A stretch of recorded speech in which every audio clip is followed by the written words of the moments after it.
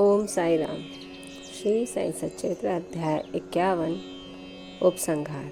अध्याय 51 पूर्ण हो चुका है और अब अंतिम अध्याय मूल ग्रंथ का 52वां अध्याय लिखा जा रहा है।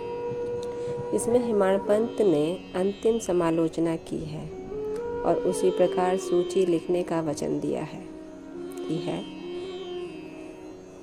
जिस प्रकार की अन्य मराठी धार्मिक काव्य ग्रंथों में विषय की सूची अंत में लिखी जाती है। अभाग्यवश हेमाडपंत के कागज पत्रों की छानबीन करने पर भी वह सूची प्राप्त न हो सकी। तब बाबा के एक योग्य तथा धार्मिक भक्त ठाणे के अवकाश प्राप्त मामलेदार श्री बी देव ने उसे रचकर प्रस्तुत किया।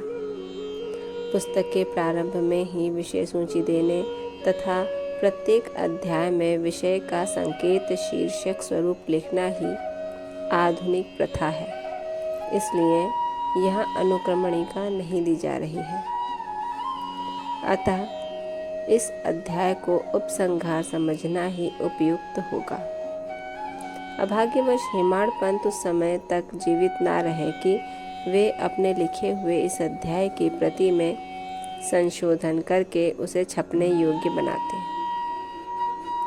ओम साई राम। बाबा की साई सच्चरित्र के लेखक श्री हेमाडपंत जी हैं, जिन्होंने इसमें बाबा के कई सारे अनुभव तथा उनके कहे वचन बताए हैं।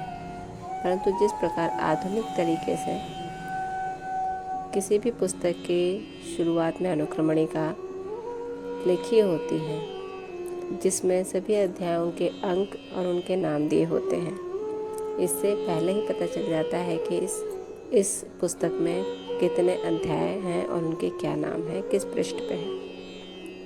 परंतु यह कार्य श्री हेमाडपंत जी ना कर सके। अतः श्री बी देव ने इस पुस्तक को अनुक्रमणिका तथा श्री बी देव ने इस पुस्तक के सभी अध्यायों को सूचीबद्ध किया। इसलिए इसने अंतिम अध्याय अर्थात ये 51 अध्याय उपसंहार कहा जाता है। इसी के साथ ये अंश यहीं समाप्त होता है। कल अध्याय 51 का दूसरा अंश सद्गुरु श्री साईं की महानता पर अध्ययन होगा। तब तक ओम साई राम। बाबा आप सब पर कृपा रखें, आपको आशीर्वाद दें और कष्टों से दूर रखें। ओम साई राम।